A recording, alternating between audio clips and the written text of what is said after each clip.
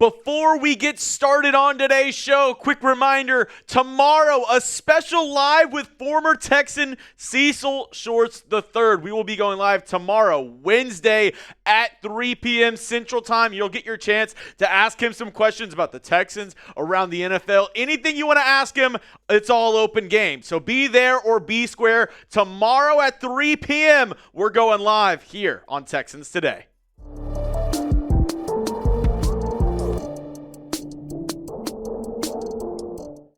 Coming up on the program today, DeMeco said, what? We're talking about all the things he said at yesterday's State of the Texans event. It was for season ticket holders, and he dropped a lot of interesting nuggets. I'll say that. He said a lot of, things that made me go, yesterday. And here are just some of the topics that we're going to touch on today's show. He talked about Justin Watson. Is he a roster lock at this point? He talked about the offensive line and how he viewed it as more of a coaching issue than a talent issue. He also mentioned Dameon Pierce. Is it finally Pierce comeback season? He mentioned the Texans' injuries and some updates around those guys. And this one was around Cal and Hannah McNair. Are the Texans getting more new jerseys on the horizon? I'll break all that down on today's show. But I just wanted to give a quick shout out to some other Texans content creators. And I myself was not able to go to this event, the State of the Texans event. I wasn't, free to go. But these guys were able to, and I was able to bounce some ideas off them, talk with them, and, get better insight into this event. So shout out to AD, shout out to Ruben, shout out to Harley. Those are their Twitter handles right underneath it. I implore you, go give them a follow. Go check out their stuff, because at the end of the day, we're all just dudes hanging out, and we are covering the same team. We're all in the same team here. We all want the Texans to win. So help everybody. Go give them a follow, because I got a lot of my stuff from today's show from these guys right here. So first up, Justin Watson. Is he a roster lock? Well, DeMeco had some very glowing remarks for the new Texans wide receiver. He was signed in free agency. One of the first guys signed to the Texans in once the free agency period opened. And the question to DeMeco was, who's impressed you the most this offseason? And he threw in a curveball, because he singled out Justin Watson. This is what he had to say. You see a guy like Watson, he's in the building. One of the first ones in the building doing extra work, and he's staying later doing extra work. You see the work ethic, and you see how he's picking up the offense and how he's communicating. And that's a guy that's really stood out to me. And as I look at this Texans wide receiver depth chart, right now I have, Nico, the two rookies, and Christian Kirk kind of as your starting four guys. But if Justin Watson is included with those four, in my opinion, that only leaves one spot left from John Mechie, Xavier Hutchinson, Braxton Berrios, among other guys. Tank Dell, we'll get to him later, but obviously I don't believe he'll be on the initial 53-man roster. But it makes you think, how many wide receivers do they plan on keeping? Because if it's 5, I think it's the 4 guys that you just saw and Justin Watson. If it's more, then we have some more decisions to make between guys like a Mechie and a Hutchinson and a Braxton Berrios. And you look at other things involved like special teams into keeping some of those guys. But let me know down in the comment section, how many wide receivers do you think the Texans keep? And for some bonus points, maybe a gold star, let me know which wide receivers you think they will keep. If it's 5, 6, 7, I don't think they keep 8. I don't think they keep 4. Let me know down in the comment section your thoughts. Let's go to the next highlight from the State of the Texans. And this was a very interesting comment by DeMeco as well. Obviously, Texans fans, it's no secret. We all want to know about the offensive line. And that was the main thing that was asked to Nick Caserio, DeMeco Ryans yesterday, was the state of the Texans O-line. We could have changed this to, not the state of the Texans, but the state of the Texans offensive line, with how many questions they were asked about that unit. This is one of the answers that DeMeco had to say, and I found it very interesting. This is what he had to say. The offensive line is about being a cohesive unit. It's all about those guys playing together, and it's not always about the offensive line as well. It's about the timing of the play, the depth, the quarterback playing on time, and the running back stepping up, and the blocking, and the tight ends not getting set. It's about 11 guys working together. I know we had some miscues along the offensive line last year, and it didn't look so well. But I feel like we're in a really good place with where we are now, and I'm excited to see this group perform. Is it me, or was he kind of throwing Bobby Slowik under the bus, right? He was like, oh, no, it wasn't a talent issue at all. It wasn't the fact that our offensive linemen, weren't performing. It's just as a whole, the offense wasn't set. They weren't ready, and they weren't a cohesive unit. And that all boils back down to Bobby Slowik, the former Texans offensive coordinator. It seemed like he was throwing him under the bus a little bit right there. And the one point that I think it was maybe a little bit of a Freudian slip, because you can even hear, if you go back to that video, which the videos are online if you want to see these quotes from DeMeco Ryans, when he's talking about the tight ends not being set, he almost like stops himself from saying that a little bit. He's like, and the tight end's not getting set. And then this and this, and he quickly changes the subject. And I think that points directly back to the Texans playoff game up against the Kansas City Chiefs when the tight ends were not set. And it was a free rush on C.J. Stroud to basically ice the game in the game there in the fourth quarter. I think that's a direct callback to those instances where DeMeco saw the offense and was like, hey, these guys aren't ready to go. This whole unit isn't playing cohesive. They're not ready. They're not prepared. And where does that start?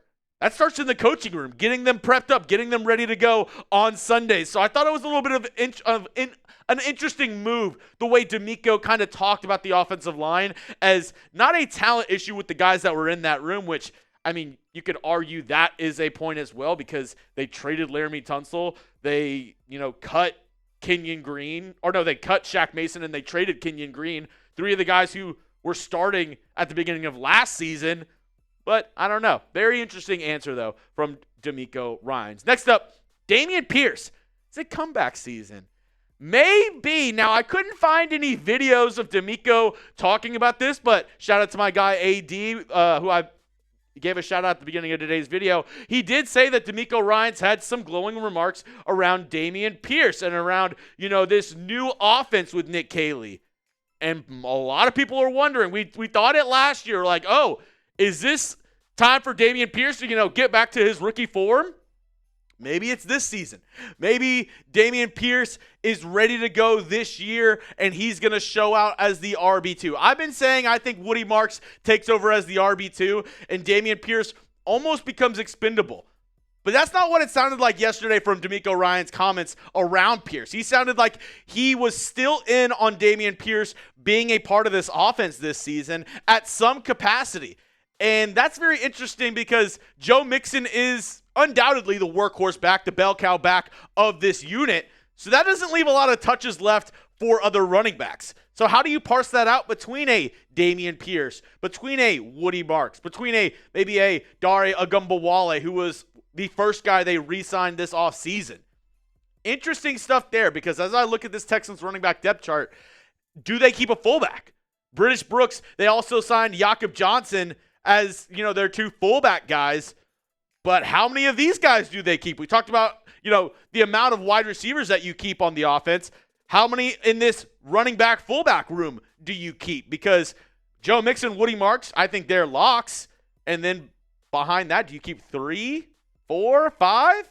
Very interesting stuff right there. We'll get into more around of what DeMeco said at the State of the Texans yesterday. But if you need a brand new Texans hat, I got you covered. The Texans draft hats, looking clean. If you want the hats that, Jaden Higgins, Ariante Ursery, Jalen Noel wore, you can get them right now. Chatsports.com/Texans hats. That sends you straight over to the Fanatics website, but that link lets them know that we sent you over there. And they have a ton of hats that are on sale right now too. So maybe if you want to go check over there, do a little bit of window shopping. All these hats you see right here are on the website now. Not all of them might be available. Some of them might be sold out because I've been, pushing these hats for a couple months now. So get them while supplies last. One more time, chatsports.com/Texans hats. That link will be in the comment section and description of today's show. Now, let's get into the next part of this video, highlights from the State of the Texans.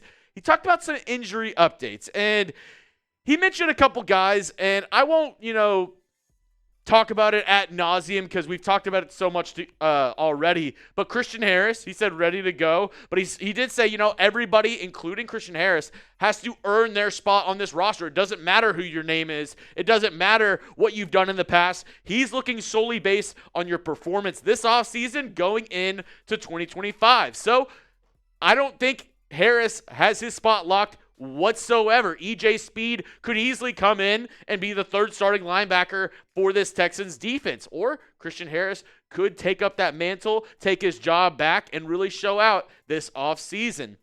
He was asked about Tank Dell, which I'll just say this. Can we all just give it a couple months? I love Tank Dell just as much as the next guy. I want to see Tank back out there on the field. But we got to be realistic, guys. There's not a chance that he comes back before the start of the season. The only chance that he has to play this year is if, somehow he gets ready to go around Thanksgiving, Christmas time towards the back end of the schedule. Because his injury took place at the end of last year. In, I believe, December. Maybe end of November, December time. But you need that timetable to return. And the one thing I don't want is Texans fans trying to get him, the Texans front office, trying to get Tank Dell back on the field before he's ready. Because this is 2 years in a row that Tank Dell has had season-ending injuries. Let's let him rehab this, right? We drafted 2 wide receivers in the first 3 rounds of this draft for a reason.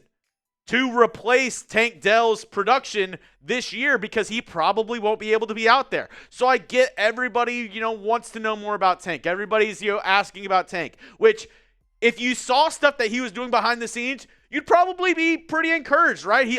We've seen him at Rockets games. He's walking around. We've seen him, maybe doing some light workouts here and there behind the scenes.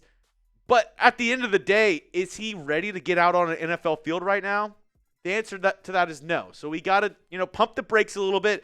And I just ask you, give him some time. Let's be excited for Higgins. Let's be excited for Noel. Let's even be excited for Christian Kirk, who we traded for this offseason. And let Tank Dell get back and get to 100% because I want Tank Dell at 100%. I don't want him hobbling around the field.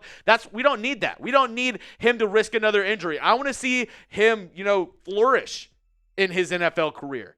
And for him to do that, I think he needs to really, get back to being himself and being 100% for the Houston Texans. And then this wasn't really an injury part, but I thought it was cool that he shouted out John Weeks. He said it was kind of a mutual decision of, what was best for John Weeks and his family. And he decided, going to San Francisco, playing for the 49ers was part of that. He kind of joked about having his name in the rafters one day, but I wouldn't be opposed to adding him to the Ring of Honor. A dude who's been so influential to the Houston community, so influential to this Texans team. I mean, just think about it. Since 2009, we haven't had a long snapper not named John Weeks. He's been the guy. And he's been consistent because if you're not talking about him each and every year and you're a long snapper, that's a really good thing because that means you're usually not making a lot of mistakes. So I know his presence around NRG will be missed this year. And DeMeco, formerly played with the Texans as well, gets it and gets what he meant to this organization. Shout out to John Weeks real quick. All right, and we got one more kind of little tidbit from the State of the Texans yesterday. New Texans jerseys. Are they on the horizon? Not this year, but next year. Yes, Hannah and Cal McNair, they alluded to the Texans getting another new jersey in 2026 against one of our AFC South division rivals. And bring back the edits. These are all the edits that I just pulled from Twitter. Bring back all, tag me in every cool Texans jersey edit that you see because maybe it's the H-Town Blue. This one was actually one of my favorites, the Space City one with the helmet being like a galaxy. I thought that was absolutely sick. Tag me in all those at Jeremy Chuggs on Twitter because it is full-on Texans jersey edit season once again. Because next year, we will be getting another new jersey, and I'm pretty pumped to see what they do. Do they go with the powder blues? I don't know. But like I said, hit me up on Twitter at Jeremy Chuggs if you see any of those edits, or if you just want to hit me up in my DMs, continue the conversation. And if you made it to the end of today's video, make sure you hit that sub button. Reminder, tomorrow I will be live with former Texans player Cecil Shorts III. So don't miss out. Make sure you hit that sub button. Turn on your notifications for the latest Texans news and rumors.